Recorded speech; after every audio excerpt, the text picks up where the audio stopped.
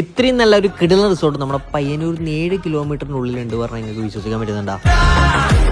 അതും പുഴേന്റെ സൈഡിലായിട്ടാട്ടോ ഈ ഒരു കിടിലൻ റിസോർട്ട് വരുന്നത്. അപ്പൊ ഞാനിപ്പോൾ നമ്മുടെ തൃക്കരിപ്പൂർ ഉടുമ്പുന്തല മാടക്കൽ ബോട്ട് ജെട്ടിയിലെ അതിന്റെ തൊട്ടടുത്ത് റീസെന്റ് ഓപ്പൺ ആയ ഒരു ട്രോപ്പിക്കൽ ബ്ലൂ റിസോർട്ടിലാണ്.